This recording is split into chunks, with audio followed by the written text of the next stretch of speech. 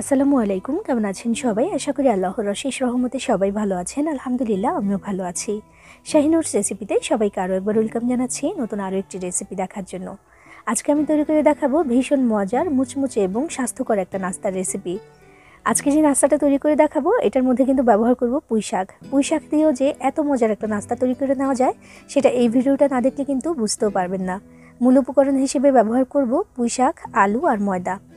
যারা পুঁই শাক খেতে পছন্দ করে না বা যে বাচ্চারা শাক খেতে পছন্দ করে না চাইলে কিন্তু ওদেরকে এই নাস্তাটা বানিয়ে দিতে পারেন। আর একদমই কিন্তু বুঝতে পারবে না যে ভেতরে পুঁই শাক আছে। আপনি যদি বলে না দেন কেউই বুঝতে পারবে না। মজাদার এই নাস্তাটা কিন্তু বানিয়ে নেওয়া একেবারেই সহজ আর খেতে হয় অসাধারণ। ছোট থেকে বড় সবাই খেতে পছন্দ করবে আর বানিয়ে নেওয়াটাও কিন্তু খুব বেশি কঠিন কাজ না। তো চলুন আজকের এই নাস্তাটা আমি কিভাবে বানিয়েছি সেটাই দেখে নেওয়া যাক। আর আপনি আমার ভিডিওতে একটা লাইক করে চ্যানেলটি সাবস্ক্রাইব করে পাশেই থাকবেন আশা করছি। বিসমিল্লাহির রহমানির রহিম। প্রথমে একটা মিক্সিং বোলে নিয়ে নিচ্ছি 2 কাপ পরিমাণে ময়দা। ময়দার পরিবর্তে কিন্তু আটা দিয়েও করতে পারেন। স্বাদমতো লবণ দিয়ে দিলাম আর 1 চা চামচ দিয়ে দিচ্ছি এখানে চিনি। এরপর দিয়ে দেবো 1.5 টেবিল চামচ পরিমাণে সয়াবিন তেল। এবার হাতের সাহায্যে খুব ভালোভাবে ডলে ডলে এই তেলটাকে মিশিয়ে নিতে হবে ময়দার সাথে। যত ভালো করে মেশানো হবে নাস্তার আবরণটা কিন্তু ততটাই বেশি মুচমুচে হবে। দেখবেন মাখানোর একটা পর্যায়ে মুঠগুলো মুঠ হয়ে যাবে, আবার একেবারে কিন্তু ঝরঝর হয়ে পড়েও যাবে যখন হাত দিয়ে চাপ দিবেন।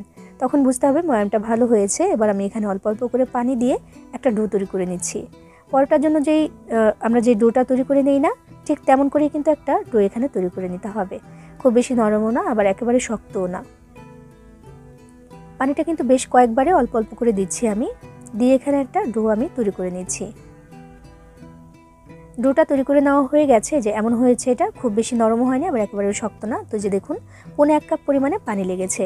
এবার উপর থেকে ডোটার গায়ে একটু তেল মাখিয়ে নিচ্ছি। মাখিয়ে রেখে এটাকে আমি 10 মিনিটের জন্য ঢাকনা দিয়ে ঢেকে রেখে দেবো একটু রেস্টে রাখার জন্য। আর এদিকে ভেতরের পুরটা এখন আমি তৈরি করে নেব। পুরের জন্য নিয়ে নিয়েছি আমি এখানে পুঁই শাক। দেখুন এই যে পুঁই শাকগুলো আমি এইমাত্র গাছ থেকে তুলে নিয়ে এসেছি, আমাদের গাছে হয়েছে। মাশাআল্লাহ একদম টাটকা, একেবারেই ফ্রেশ। তো এগুলোকে ধুয়ে আমি পানিটাকে ঝরিয়ে নিয়েছি। তো বেশ কয়েকটা পাতা আমি এখানে নিয়েছি। এবার এগুলোকে আমি নিয়ে নিচ্ছি একটু কেটে নেওয়ার জন্য। তো যে ডাটিগুলো আছে সেগুলো তো আমাদের প্রয়োজন নেই, এটা আমি বাদ দিয়ে দিচ্ছি। আর শাকগুলোকে এখন কেটে নিতে হবে একদম চিকন চিকন করে, কারণ আমি আলুটা সেদ্ধ করে নিয়েছি পুরের জন্য, সেটা আমি দেখাবো একটু পরে। তবে শাকটা তো একেবারেই কাঁচা, যদিও এটা সেদ্ধ হতে একেবারেই সময় লাগবে না, অল্প সময়ে হয়ে যাবে। তো যেহেতু আমি কাঁচা শাকটাকে ব্যবহার করব তাই একেবারে চিকন করে কেটে নিচ্ছি যেন তাড়াতাড়ি করে সেদ্ধ হয়ে যায়। তো দেখুন ছুরির সাহায্যে এভাবে করে একদম চিকন করে আমি কেটে নিচ্ছি।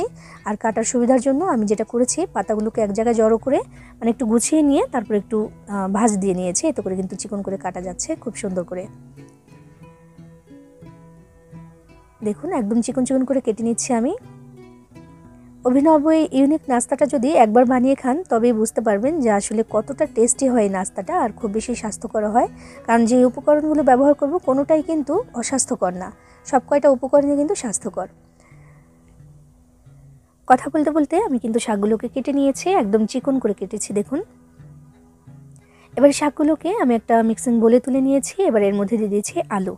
আমি বড় সাইজের একটা আলু আগে থেকে সেদ্ধ করে ম্যাশ করে রেখেছিলাম। এই তো আলুটা তো ম্যাশ করে রেখে দিয়েছিলাম, কাজটা একটু তাড়াতাড়ি হবে বলে আগে থেকে এটা করে রেখেছি আমি। তো শাকের মধ্যে নিয়ে নিলাম এটাকে। এরপর এখানে দিয়ে দিচ্ছি কুচি করে রাখা পেঁয়াজ। আমি এখানে পেঁয়াজ কুচি করে রেখেছিলাম 1/3 কাপ পরিমাণে, সেটা দিয়ে দিলাম। দিয়ে দিচ্ছি 1 টেবিল চামচ পরিমাণে কাঁচামরিচ কুচি, আর দিয়ে দিলাম কিছুটা পরিমাণে ধনিয়া পাতা কুচি। এরপর এখানে স্বাদমতো লবণ দিয়ে দিচ্ছি। এরপর দিয়ে দেবো আমি ভাজা জিরার গুঁড়া 1 চা চামচ পরিমাণে, ধনিয়া গুঁড়া দিয়ে দিলাম 1 চা চামচ পরিমাণে, আর লাল মরিচের গুঁড়াও দিয়েছি আধা চা চামচ পরিমাণে। এবার আমি সব কিছু একসাথে ভালো করে মাখিয়ে নিচ্ছি।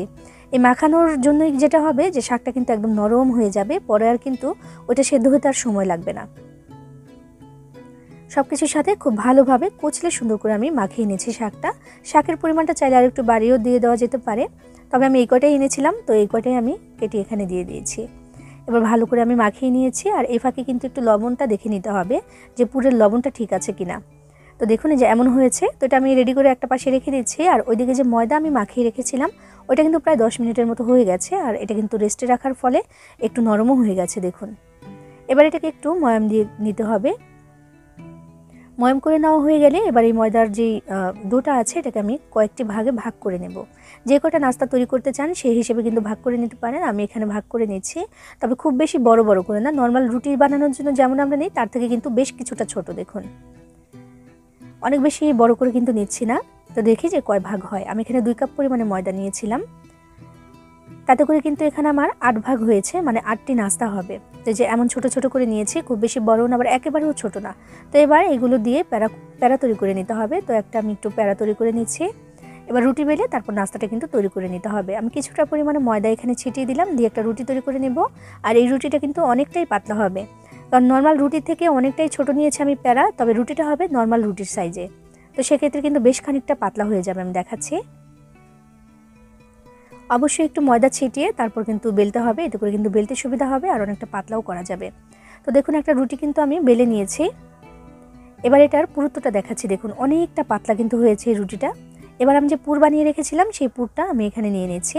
তো যেহেতু 8 ভাগে ভাগ করে নিয়েছি আমি ময়দাটাকে, তাই পুরটাকেও কিন্তু আমি 8 ভাগে ভাগ করে নিয়েছি, সমান ভাগে।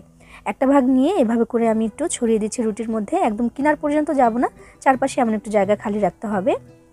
এবার আমি ভাঁজটা দেখিয়ে দিচ্ছি, দেখুন এটা আসলে বলে কতটুকু বোঝাতে পারবো জানি না, এটা একটু দেখে বুঝে নিতে হবে। তো এভাবে করে ভাঁজ দিয়ে দিলাম আমি।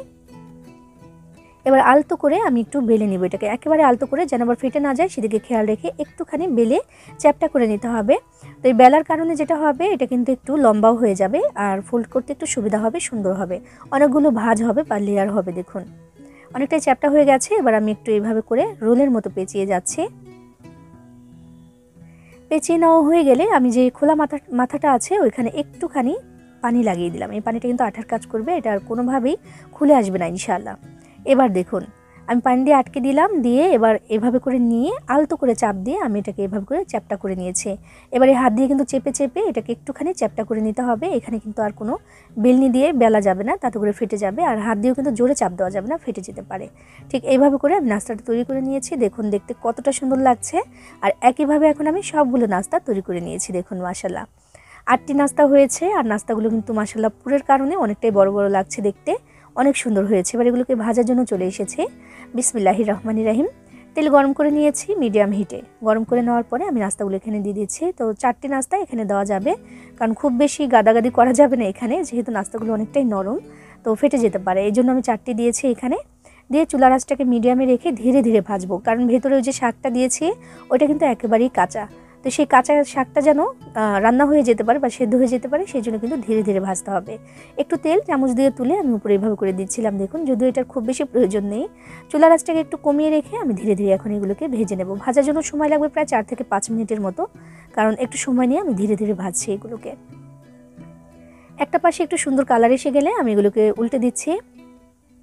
দেখুন একটা নাস্তা কিন্তু খুলে আসবে না, আর দেখতেও দেখবেন যে কতটা সুন্দর লাগছে। একটু সুন্দর করে লাল লাল করে ভাজতে ভাজতে কিন্তু এগুলো একদম মুচমুচেও হয়ে যাবে। তো আমি উল্টে পাল্টে বেশ কয়েকবার করে উল্টে পাল্টে দিয়েছি, আমি একবার দুইবার না 3 থেকে 4 বারের মতো আমি এগুলোকে উল্টে পাল্টে দিয়েছি। দিয়ে সুন্দর একটা কালার এসে যাওয়া পর্যন্ত কিন্তু ভেজে নিয়েছি। মাশাআল্লাহ সুন্দর একটা কালার কিন্তু চলে এসেছে, আর যথেষ্ট মুচমুচে কিন্তু হয়েও গেছে। এই যে একটা নাস্তা বানিয়ে নিলাম আমি, এটা যে কতটা টেস্টি হয়েছে সেটা আমি আসলে মুখে বলে বোঝাতে পারবো না। এটা একদিন একটু এভাবে করে বানিয়ে খেয়ে দেখবেন যে আমি কি বলেছিলাম, এটা অনেকটাই মজাদার, অনেক মজাদার। ছোট থেকে বড় সবাই পছন্দ করবে। দেখতে দেখুন কতটা সুন্দর লাগছে। একইভাবে বাকি নাস্তাগুলোকে এখন ভেজে তারপর তুলে নেব আমি। আসলে আমাদের গাছে পুঁই শাক হয়েছে, বেশ ভালো হয়েছে মাশাআল্লাহ। তো আমি ভাবছিলাম যে কি করব, হঠাৎ করে মনে পড়লো যে এইভাবে যদি একটু নাস্তা বানানো যায় তাহলে কেমন লাগে। তো বানিয়ে দেখে যে আসলে মাশাআল্লাহ এটা এতটা মজা হবে আমি নিজেও কল্পনা করতে পারিনি। দেখুন একইভাবে সবগুলো নাস্তা আমি তৈরি করে নিয়েছি, আর দেখতে কতটা সুন্দর লাগছে। যেমন সুন্দর লাগছে তেমন খেতে মজাদার আর অনেক বেশি মুচমুচে। একটা নাস্তা ভেঙে দেখাচ্ছি, প্রত্যেকটা ভাজে ভাজেই কিন্তু এই পুরটা পড়েছে। দেখুন বানিয়ে নেওয়া কিন্তু খুব বেশি কঠিন কাজ না, আপনিও চাইলে কিন্তু বানিয়ে নিতে পারেন। একেবারে ভিন্ন রকম একটা নাস্তা, আর স্বাস্থ্যকরও বটে। কাউকে খাওয়ালে কিন্তু বারবার খেতে চাইবে, আর বুঝতে পারবে না যে আপনি এটা পুঁই শাক দিয়ে তৈরি করে নিয়েছেন। একেবারে ভিন্ন রকম একটা নাস্তা। আপনি কিন্তু চাইলে পরিবারের সবার জন্য বানিয়ে নিতে পারেন, সবাই পছন্দ করে খাবে ইনশাআল্লাহ। বানিয়ে খেয়ে দেখবেন, ভালো লাগবে আশা করছি। সবাই ভালো থাকবেন, সবার জন্য সবাই দোয়া করবেন। আল্লাহ হাফেজ।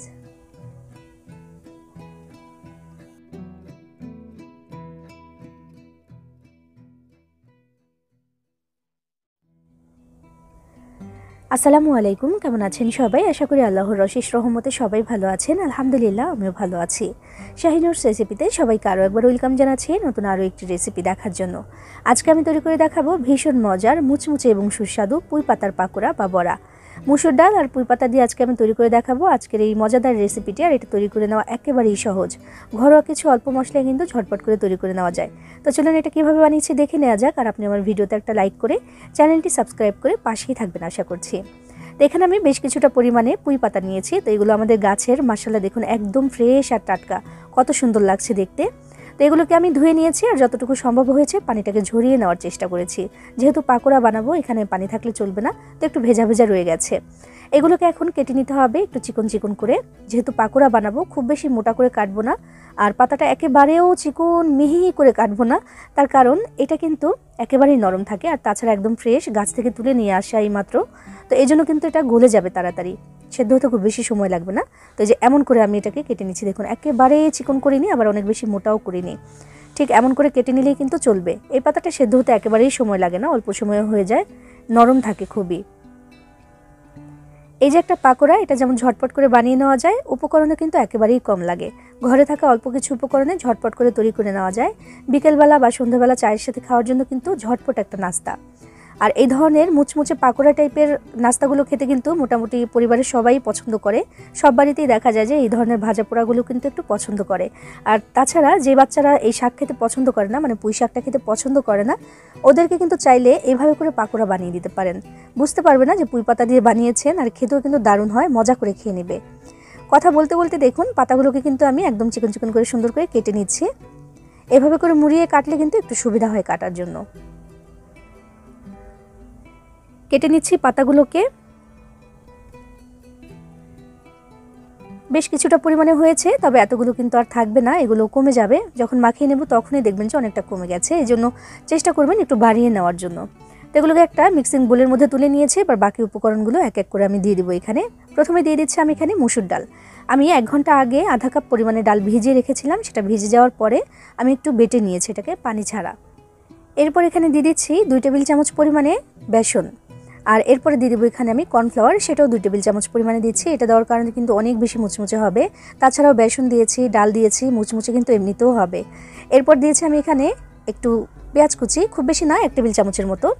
আর কাঁচামরিচ কুচি দিয়ে দিলাম আমি আমার স্বাদ মতো, ঝালটা যে যেমন খেতে চান খেতে পারেন, দিতে পারেন। এরপর দিয়েছি ধনিয়া পাতা কুচি আর আদা রসুন পেস্ট দিলাম আধা চামচ করে। আর এরপর দিয়েছি 1 চা চামচ পরিমাণে লবণ, আধা চা চামচ পরিমাণে হলুদের গুঁড়া, আধা চা চামচ দিয়েছি লাল মরিচের গুঁড়া, আর 1 চা চামচ করে দিয়েছি আমি এখানে জিরা আর ধনিয়া গুঁড়া। এবার এই সমস্ত কিছু একসাথে কিন্তু মাখিয়ে নিতে হবে খুব ভালো করে। আর এই কাজটি কিন্তু হাত দিয়েই করতে হবে, এই কাজটা চামচ দিয়ে করলে কখনোই ভালো হবে না। আর হাত দিয়ে খুব সুন্দর করে মাখিয়ে নিচ্ছি দেখুন। তবে এই যে শাকগুলো দেখালাম আমি যে অনেকটা পরিমাণে দেখতে লাগছে, সেটা আর এখন কিন্তু থাকবে না, দেখবেন যে মাখিয়ে নিতে নিতেই একদম কমে এইটুকুখানি হয়ে যাবে। সব কিছু একসাথে মাখিয়ে নেওয়ার পরে যে এমন হয়েছে চেহারা দেখুন, একদম একটুখানি হয়ে গেছে না, এই জন্য চেষ্টা করবেন শাকটা একটু বাড়িয়ে নেওয়ার জন্য। তো আমার কিন্তু মাখিয়ে নেওয়া হয়ে গেছে, যে এমন করে আমি শেপ দিতে পারছি। ভাজার জন্য চলে এসেছি। বিসমিল্লাহির রহমানির রহিম। চলে আগে থেকে তেল গরম হতে দিয়েছিলাম, তেলটাকে অনেক বেশি গরম করিনি আমি, মিডিয়াম আছে একটু গরম করে নিয়েই কিন্তু আমি পাকোড়াগুলো দিতে শুরু করে দিয়েছি এখানে। নইলে দেখা যাবে একটা দিতে দিতে আরেকটা কিন্তু একদম বেশি হয়ে যাবে বা পুড়ে যাবে। একবারে যে কয়টা দেওয়া যায় আমি দিচ্ছি, আমি 2 ব্যাচে ভাজবো এগুলোকে, তো একবারে যে কয়টা দেওয়া যায় আমি দিয়ে দিলাম। এবার উল্টে পাল্টে সুন্দর করে ভেজে নিতে হবে। চুলার আঁচটাকে কিন্তু খুব বেশি বাড়িয়ে দেওয়ার দরকার নেই, সেই মিডিয়ামে রেখে কিন্তু ভাজবো। এখানে কিন্তু মুসুর ডালটা দিয়েছি সেটাও কাঁচা, আর শাক দিয়েছি সেটাও কাঁচা, মানে সব কিছুই এখানে কাঁচা। তো সেই জন্য চুলার আঁচটা কিন্তু খুব বেশি বাড়িয়ে দেওয়া যাবে না, একটু কমিয়ে দিয়ে ভাজবো। এতে করে কিন্তু ভেতর থেকে সুন্দর করে সব কিছু সেদ্ধ হয়ে যাবে আর মুচমুচে হয়ে যাবে ভেজে। তো এই জন্য কিন্তু একটু কমিয়ে রেখে তারপর আমি ভেজে নিচ্ছি। আর 2 থেকে 3 বার একটু উল্টে পাল্টে সুন্দর করে কিন্তু ভেজে নিয়েছি। কালারটা দেখেই বোঝা যাচ্ছে যে এটা কিন্তু ভাজা হয়ে গেছে। আর যে উল্টে পাল্টে দিচ্ছি এখনই বোঝা যাচ্ছে যে কতটা মুচমুচে এটা হয়েছে। আর এইভাবে করে ভেজে নিলে কিন্তু প্রায় 3 থেকে 4 ঘন্টা মতো এমনই কিন্তু একদম মুচমুচে থাকবে, অনেকক্ষণ পর্যন্ত থাকবে একদম মুচমুচে। তো আমার ভাজা হয়ে গেছে, এবার তেল থেকে ছেঁকে আমি নাস্তাগুলোকে তুলে নিচ্ছি, মানে আমাদের পাকোড়াগুলোকে তুলে নিচ্ছি। আর বাদবাকি যেগুলো আছে সেগুলোকে একইভাবে এখন ভেজে তারপর তুলে দেখাচ্ছি। দেখুন কত সহজেই তৈরি করে নেওয়া হয়ে গেল ভীষণ মজার টেস্টি একটা মুচমুচে নাস্তা বা পাকোড়া। পুঁই পাতা আর ডাল দিয়ে তৈরি এই পাকোড়াটা কিন্তু খেতে হয় অসাধারণ। বিশ্বাস না হলে এইভাবে একদিন বানিয়ে খেয়ে দেখুন, অনেক বেশি ভালো লাগে খেতে। বানিয়ে খেয়ে দেখবেন ভালো লাগবে, একদম ছোট থেকে বড় সবাই খেতে পছন্দ করবেন ইনশাআল্লাহ। সবাই ভালো থাকবেন, সবার জন্য সবাই দোয়া করবেন। আল্লাহ হাফেজ।